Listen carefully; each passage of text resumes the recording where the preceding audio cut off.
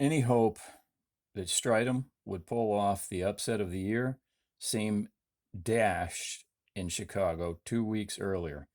At the Sports Science Invitational, 252-pound mountain man Stridham fell to Phil Williams, and the ex-Marine Jim Manion once called the greatest NPC Nationals winner ever. If Stridham fell to Phil, how could he stand next to Lee? Gary got to thinking. In 1985, in the men's nationals, he had come in sliced to the bone and beat Matt Mendenhall, a name associated with dreams vanquished.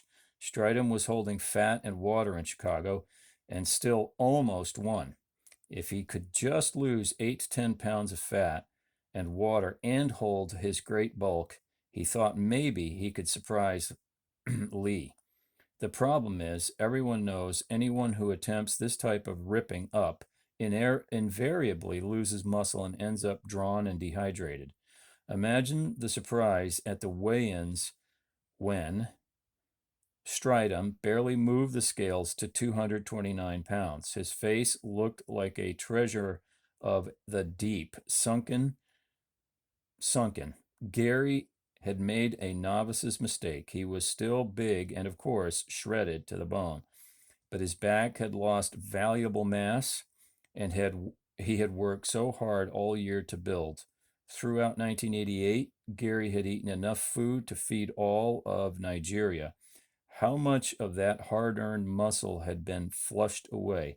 I could eat crow like some bodybuilding editors seem to like to do by making predictions, but I think Stridham will move into the top 3 next year, maybe even second place.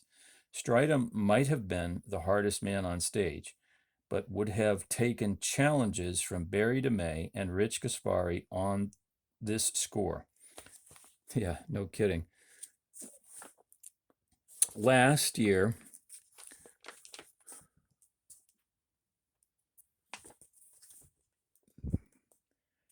Gaspari tried to follow Haney's script, came in too heavy, and almost fell to third. Labrada eventually got the bronze. This year, he was lighter, harder, and even more ripped and vascular. He was, as they say, the best he could possibly be. Still, that wasn't good enough to beat Haney, who many said was not at his best. Then again, greatness is relative. Like Corey Everson among the women, it gets much harder for Lee, the top man, to improve upon what he has accomplished already. Still, if it's enough to beat everyone else, that's the way it has to be. Perhaps Gaspari doesn't have the genetic gifts ever to beat Haney. Compared to Lee, everyone looks wide in the hips and waist, except for Betty Weeder and Brian Buchanan. So, 1988 marked another frustrating second place for Rich. On the other hand, DeMay and Mike Quinn couldn't have possibly been frustrated with what they accomplished this year. Mike Quinn took sixth, a very respectable finish for a man not considered by any of us intellectuals to be in the running. Quinn had thickness, quality, and good proportions. He only needs bigger calves and fully developed upper hamstrings. As he develops these and matures, he'll be as dangerous as he looks. Barry DeMay is an interesting story. Smart, charismatic, balanced, personality, good looking, and a body in waiting are all terms you could stick on DeMay. Too often, Barry has been close, but blown it in the end. Last year, he faded from view as the prejudging dragged on. He was lucky to end in sixth place after finishing fifth the year before. I figured 1988 would be a critical year for Barry because if he had another off year, he might not recover, and it don't get no easier. This time, DeMay solved all his past problems: sodium, potassium, excess water, not enough water, whatever. He did so by paying much better attention to dietary discretion and by keeping his caloric intake in check all season long. He also buckled down in training,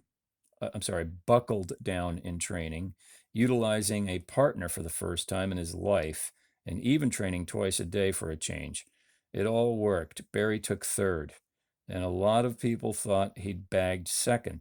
DeMay was one of many who experimented and became more innovative with posing than ever before.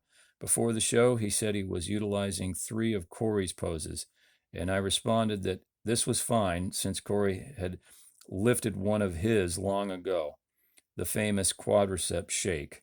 The difference between Gaspari and DeMay was simply that Rich was fuller and thicker in his legs. Both had hard cut and were hard cut and vascular. Brother-in-law battles brother-in-law battlers Lee Labrada and Samir Banu were accurately placed in 4th and 8th, respectively. As far as Labrada's placement, everything would have been as it was last year when he was 3rd, if not for the sterling performance of DeMay. Labrada is perfectly balanced, but when he stands against another perfectly balanced but larger man like Haney, and he loses slightly in the shuffle. His one weakness, relative of course, might be his upper back thickness. He certainly loses to no one in the area of shape, symmetry, muscle proportion, front double biceps, and front lat pose. His posing routine is an absolute work of art. It may be just my opinion, but I'd say that 2nd, 3rd, and 4th places could have been interchanged, probably without much dissension. Samir has had problems since he won the 1983 Mr. Olympia. In 1984, he placed 6th after competing in non-IFBB sanctioned contests. He entered a 3-year suspension. On top of that, he and his wife were in a car accident. Samir himself cracked up his motorcycle and tore his triceps muscle off his elbow. He had surgery on that, and in the meantime earned his way back into the IFBB's graces. For Samir, it's been a long and grueling road back to the Mr. O, a road which would have proved too bumpy for most. He'll travel it further as he continues to recover from his injury. Banu is still on top of his game, physique-wise, but he's now competing against larger and just as hungry rivals. So it would be a cakewalk for him if he inches closer to the top. It won't be a cakewalk, excuse me.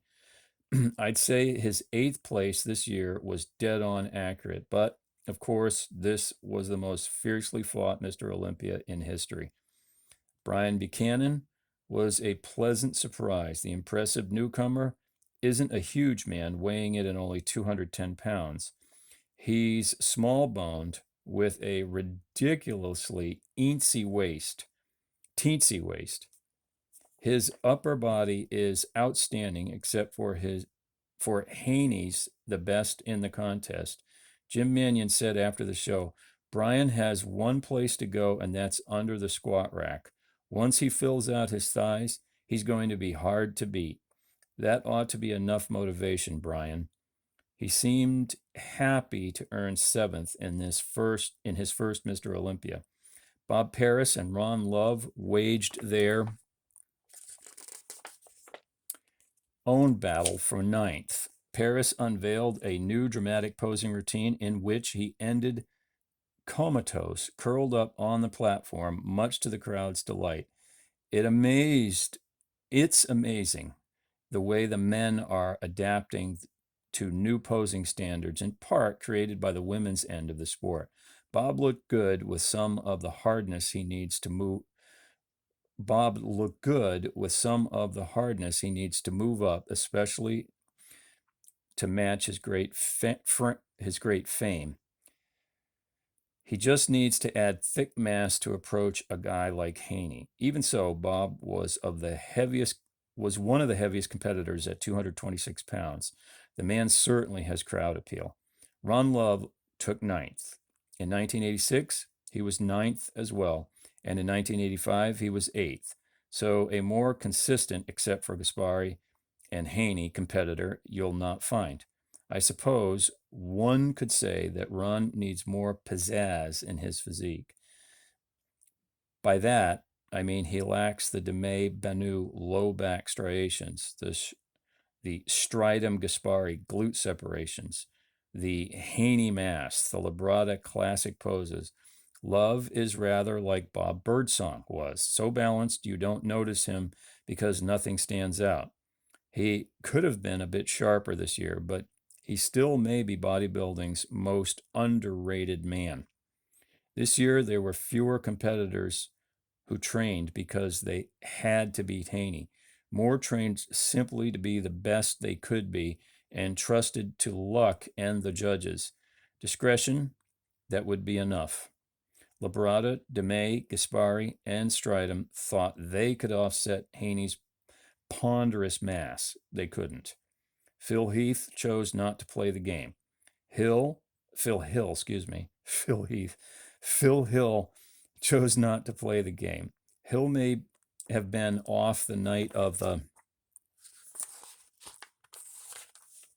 Mr. O, but he's thicker than any man on stage, including Haney, and carried precious little fat. Most importantly, he's extended men's posing to a new level. Lamarada, Paris, and DeMay are great posers, but the crowd went bonkers over Hill, who's become the innovator in men's posing by virtue of his synthesis of muscle interpretation and muscular body. Hill didn't make the top 10, and the crowd was peeved over it. If they've taken a voice, if they'd taken a voice vote, he would have finished 6th or 7th. This year, two also rans were very strong. Beckles looked better to me this year than last, and last year he finished 6th. Robbie Robinson was off, only by a little, but enough to drop him at least 8 places from last year's surprising 5th place. The crowd didn't like that one either. Ashley looked better too, to me, this year than last. When he turned up 10th, Sean Ray wasn't bad, but admitted to being tired and overtrained. He wasn't up to his nationals winning shape from 87, but at 22, he has plenty of time left. This year's big surprise was Algeria's world champion, Mohamed Benaziza. Benaziza was surprisingly well balanced. With some sharper definition, he could quickly place higher, much higher. An almost surprise was Germany's monstrous Rolf Mahler, the biggest thing on stage. He would have been one of the biggest things even in the parking lot. Mahler was unhappy at being called out for a comparison only a few times in the first round. How unhappy? He threatened to walk out of the contest between rounds until his coach, Albert Busick, told him what kind of effect such a display of petulance would have on his career. Mahler is a popular favorite because he looked big enough to pick up Fay Ray in his mitt and shinny up the Empire State Building. But he needs 2 or 3 years of hard work and muscle maturity before he can mount a truly strong challenge to Haney. Mahler's fellow German, Peter Hensel, looked impressive, but was just too heavy at 240, especially when compared to the great definition on stage around him. How could Hensel have known in Germany that there was a trend toward the lighter and more ripped look happening in the USA? Edward Kowak was fantastic, much improved from last year, and still couldn't crack the top 10. Finally, Luis Fruitas looked at least 100% better than he had 2 weeks earlier at the Chicago Pro Show. I've never seen a man change himself so much in just 2 weeks, except maybe for Stridham, with whom the change went in the opposite direction. I'd be remiss if I didn't mention Mike Christian. Conspicuous by his absence, Mike didn't enter the Mr. O because he developed a skin infection about 4 weeks before the show. While it was clearing up, Christian rethought his strategy and decided to spend more time with his family instead of training 3 times a day. He plans to come back strong next year. John Hanchak and Phil Williams also passed this year. There's not much to say about 5-time winner Lee Haney that I haven't said before. He dominates the Mr. Olympia by combining it all the way. No one in a it. Let me start that over. He dominates the Mr. Olympia by combining it all the way no one else can. That just doesn't. That's the way it's printed, but something doesn't fit with that sentence. Sorry about that. Providing he's on the money on a given night, I don't think any of the current crop can beat him. Christian and Stridham might have a chance, but it'd be a long chance. Arnold's record, Haney could make it 10 in a row if he wanted to, assuming he continues to put all his dedication, training efforts, love, and positive attitude into bodybuilding. Will he lose that hunger? Will he find other interests besides bodybuilding? Or will he erase the Schwarzenegger record and set his own? Time will tell. Of all the contests I've covered for Muscle and Fitness, the 1988 Mr. Olympia was the most competitive. Its production values were the greatest. There were even guest performers, ventriloquist Brian Cummings and TV's Joe Piscopo, rapping in character as one of the Fat Boys hip hop trio. Everyone who saw it enjoyed it. And now everyone will have to wait for the 1989 Mr. O in Italy to see if Gaspari, Christian, Stridham, or any of the other contenders can write a fresh ending to the Mr. Olympia script. So, sorry that took 2 parts to do, and we'll try the 1987 after this. So we'll work our way backwards, see how it works. Thanks for watching.